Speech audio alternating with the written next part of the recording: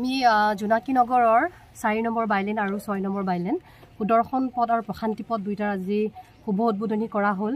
আৰু সঁচাই আজি মই খুবেই আনন্দিত হৈছোঁ। ৰাইজ যিমান আনন্দিত হৈছে তাতকৈ কিন্তু ৰাইজৰ প্ৰতিনিধিয়ে বেছি আনন্দিত হয় যেতিয়া আমি প্ৰতিশ্ৰুতি দি যাওঁ নিৰ্বাচনীৰ সময়ত আৰু সেই প্ৰতিশ্ৰুতিৰ মৰ্মে যেতিয়া আমি কাম কৰিবলৈ সক্ষম হওঁ তেতিয়া ৰাইজতকৈ অধিক কিন্তু সুখী কিন্তু সেই প্ৰতিনিধিজনীয়ে হয় আৰু আজি সঁচাই মই সাংঘাতিক মানে সুখ অনুভৱ কৰিছোঁ পদ দুটা উদ্বোধনী কৰিবলৈ পায় আৰু লগতে তাতোকৈ এটা সুখৰ খবৰ যে যেহেতু আমাৰ সমষ্টি পুনৰ নিৰ্ধাৰণৰ পিছত যেটো আমাৰ এই পশ্চিম গুৱাহাটী সমষ্টি আছিলে কিন্তু এতিয়া আমাৰ জালুকবাৰী সমষ্টিৰ অন্তৰ্গত হৈছে আমাৰ 23 নং ৱাৰ্ডটো আৰু এটা আমাৰ যেটো ৱাৰ্ড এইটো মাননীয় আমাৰ কৰ্মদক্ষ মুখ্যমন্ত্ৰী জনপ্ৰিয় মুখ্যমন্ত্ৰী ডক্টৰ হিমন্ত বিশ্ব শৰ্মা ডাঙৰীয়াৰ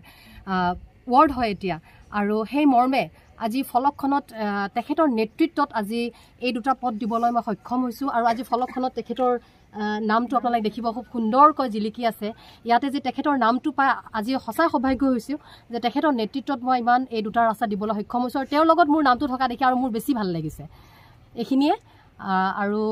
সকলোকে ধন্যবাদ জ্ঞাপন কৰিছোঁ ইয়াৰ ৰাইজক যে তেওঁলোকে যিখিনি মৰম আৰু আস্থা আৰু বিশ্বাস মোৰ ওপৰত ৰাখিছিলে সেই মৰ্মে আজি মই মুখ্যমন্ত্ৰী ডাঙৰীয়াৰ নেতৃত্বত মই এইখিনি তেখেতসকলক দিবলৈ সক্ষম হৈছোঁ যথেষ্ট ভাল লাগিছে মোৰে অকল ভাল লগা নহয় আমাৰ জোনাকী নগৰ উন্নয়ন সমিতিৰ অধীনত যিখিনি আমি ৰাইজ আছোঁ চবৰে ভাল লাগিছে কিয়নো কিছুদিন আগলৈকে এই সমষ্টিটো পশ্চিম গুৱাহাটী সমষ্টি আছিলে আৰু আমাৰ সৌভাগ্যৰ কথা এতিয়া পুনৰ নিৰ্ধাৰণৰ পিছত আমাৰ এই সমষ্টিটো মাননীয় মুখ্যমন্ত্ৰী মহোদয়ৰ অধীনলৈ আহিছে লগতে আমাৰ আৰু আন এটা সৌভাগ্যৰ কথা যে আমি মঞ্জিতা দৈমাৰী ডাঙৰীয়াৰ নিচিনা 23 নং ৱাৰ্ডত এগৰাকী পাৰিষদ পাইছোঁ গতিকে আমি যথেষ্ট আনন্দিত আৰু আমাৰ ইতিমধ্যে দুটা আধাৰশিলা স্থাপন কৰা হ'ল আৰু অনাগত দিনত মই মঞ্জিতা দৈমাৰীক আহ্বান জনাইছোঁ অনুৰোধ জনাইছোঁ আমি জোনাকী নগৰবাসীৰ হৈ খুব সোনকালে আৰু বাকীকেইটা উপপথ উপকীকৰণ হ'ব